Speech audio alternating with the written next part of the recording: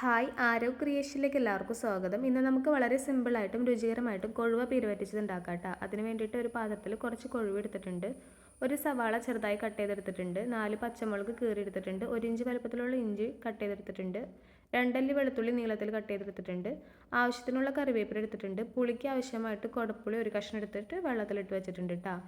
കുറച്ച് തേങ്ങ ചെറുകിയത് വേണം, കൂടുതലായിട്ട് ഇത് വേണം കേട്ടോ. അത് ഇനി ഇത് ഒന്ന് ഒതുക്കി എടുക്കാം കേട്ടോ. അപ്പോൾ തേങ്ങയും അരിഞ്ഞു വെച്ചിട്ടുള്ള ഇഞ്ചിയും പച്ചമുളകും സവാളയും വെളുത്തുള്ളിയും വേപ്പിലയും ഇട്ടിട്ട് കുറച്ച് മഞ്ഞൾപ്പൊടി ഉപ്പും ചേർത്തിട്ട് നന്നായിട്ട് ഒന്ന് ഒരു മിക്സിയുടെ ജാറിനകത്തേക്ക് ഇട്ടിട്ട് ഒതുക്കി എടുത്തിട്ടുണ്ട് കേട്ടോ. ഇനി ഇത് മുഴുവനായിട്ടും ഒരു മൺചട്ടിനകത്തേക്ക് ഇട്ട് കൊടുത്തിട്ടുണ്ട്. ഇനി ഇതിനകത്തേക്ക് കൊഴുവ് ഇട്ട് കൊടുക്കാം കേട്ടോ. നമുക്ക് മീൻ മുഴുവനായിട്ട് ഇട്ടതിന് ശേഷം നമ്മൾ ഇനി ചെയ്യാൻ പോകുന്നത് പുളിക്ക് വേണ്ടിയിട്ട് ഒരു കഷ്ണം കുടപ്പുളി എടുത്ത് വെച്ചിട്ടുണ്ടായിരുന്നു, അത് ചെറുതായിട്ട് കട്ട് ചെയ്ത് അതിനകത്തേക്ക് ഇട്ട് കൊടുക്കാം കേട്ടോ.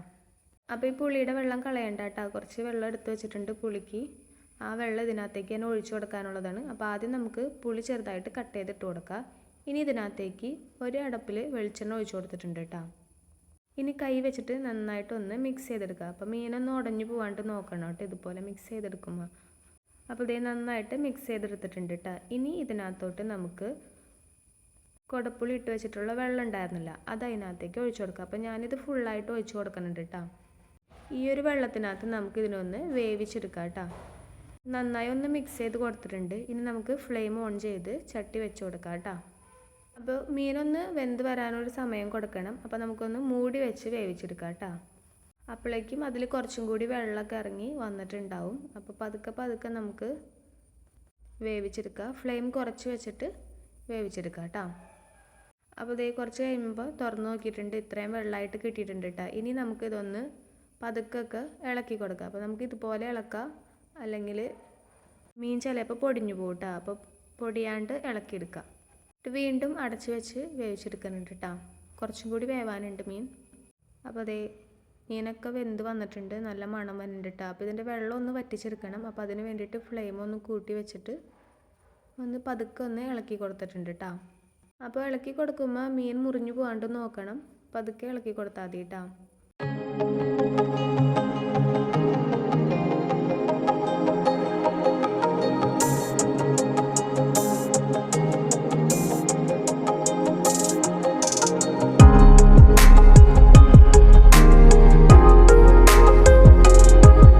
കുറച്ചും കൂടി വെള്ളം വറ്റാനുണ്ട് കേട്ടോ. അതിനകത്തേക്ക് കുറച്ച് വേപ്പില ഇട്ട് കൊടുത്തിട്ടുണ്ട് കേട്ടോ, ഒരു ഭംഗിക്ക് വേണ്ടിയിട്ട്.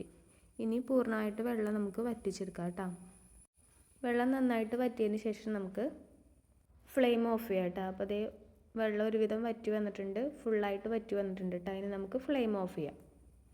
ഫ്ലെയിം ഓഫ് ചെയ്തതിന് ശേഷം നമുക്ക് ഇതിനകത്തേക്ക് കുറച്ച് വെളിച്ചെണ്ണ കൂടി ഒഴിച്ചു കൊടുക്കാം കേട്ടോ.